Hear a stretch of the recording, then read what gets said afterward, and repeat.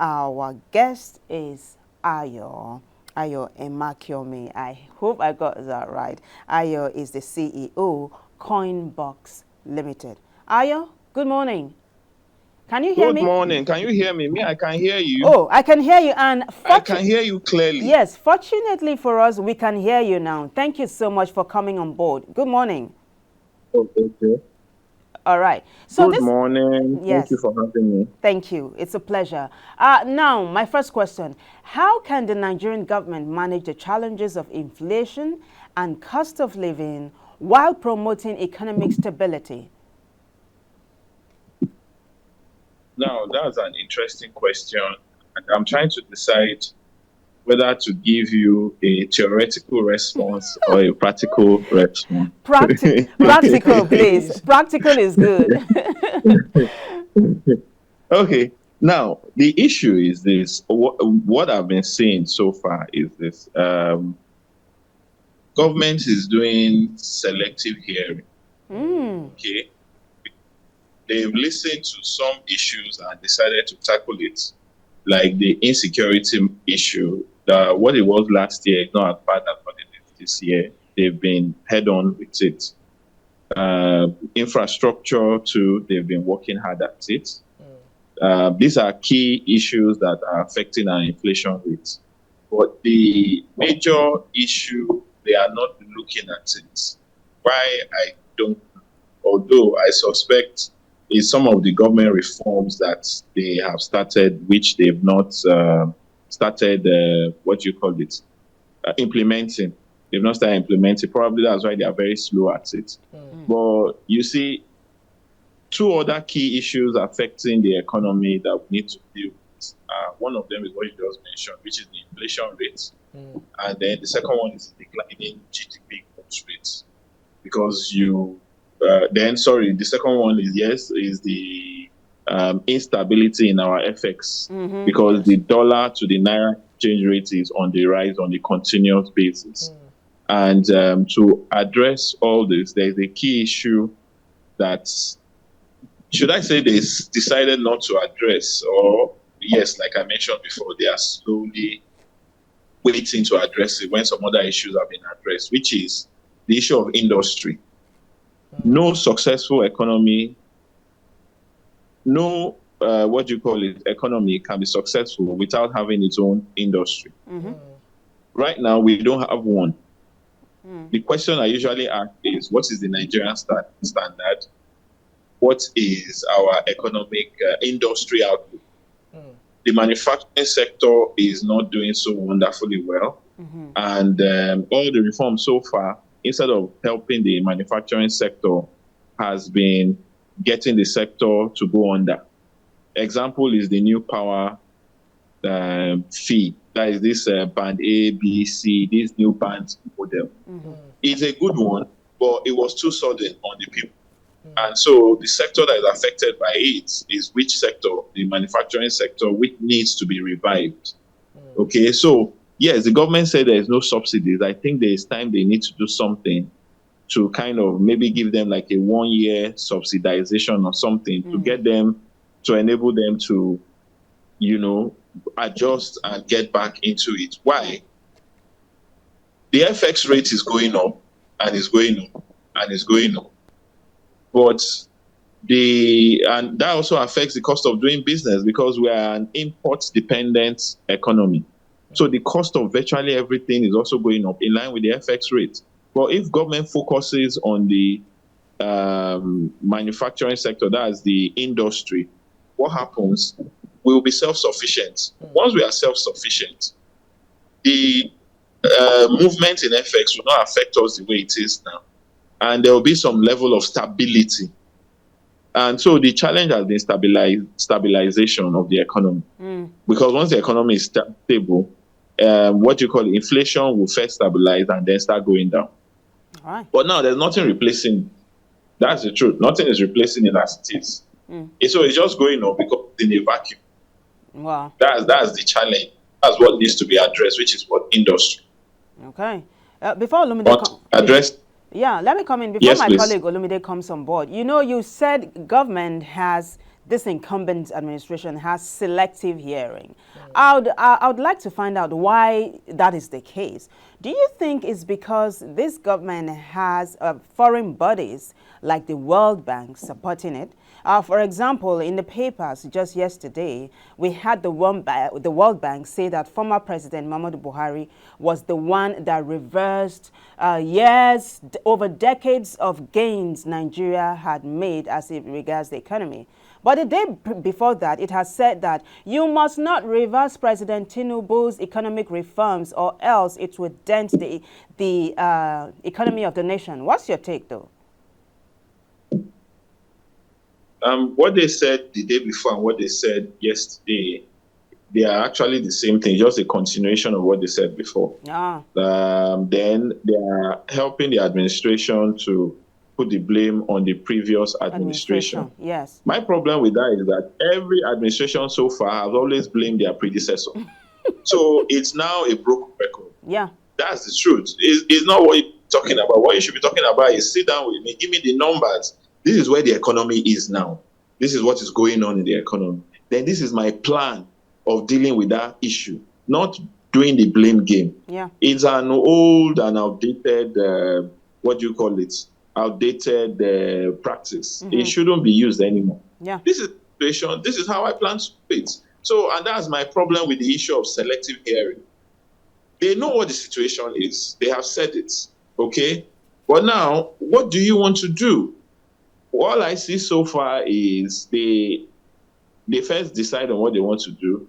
They do it before now planning around what that thing was going to be, which is the damage that has been happening.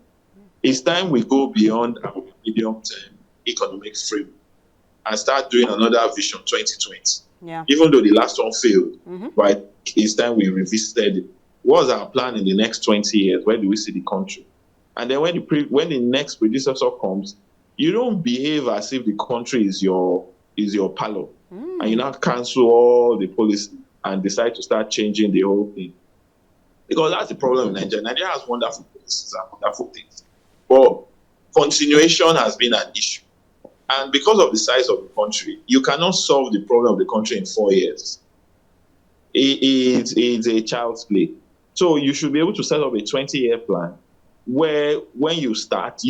Because what I see, everybody wants to say, in 4 years I did this and I achieved this and I'm a great man, clap for me. But government is a continuum. And true change is not over 4 years. It's over a long time. So you start. When the new government comes in and sees what the other person was doing good, keep it. If there are issues like they always claim there's corruption, so that's why they are canceling it, remove the corruption and don't throw away the water with the baby with the bathwater. Remove the corruption, deal with the key, and move on. Then add your own to it. Because we are building them. That's why government is add your own to it. And then we are seeing progress. But outrightly canceling it, that's why even foreign investors, because that's the other issue, we're not getting FX coming into the country.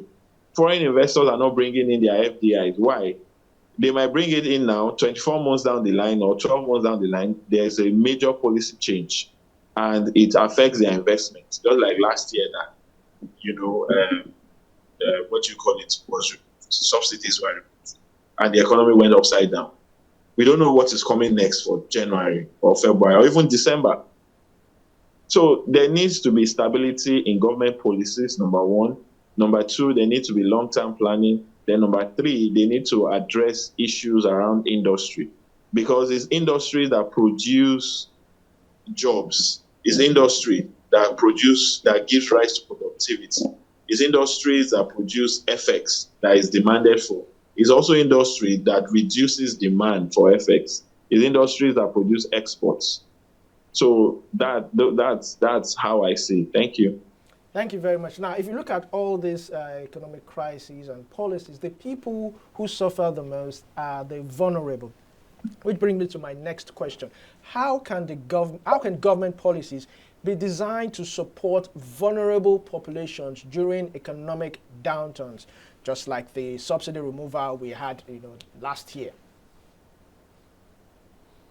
For the vulnerable, it's two things. You deal with it from the top and the bottom. The vulnerable always be there. The question now is, how are you addressing it? So far, government likes addressing it from the top, which we have seen doesn't work, which was the general subsidy then, and the cabals were enjoying, as according to government, the cabals were the one enjoying the, what you call it, largesse from the subsidies. So that's why it had to be removed. But the vulnerables are there, and the gap will get wider, and the number of people in the vulnerable gap will keep increasing, except you accept the fact that they are there, and you must deal with it.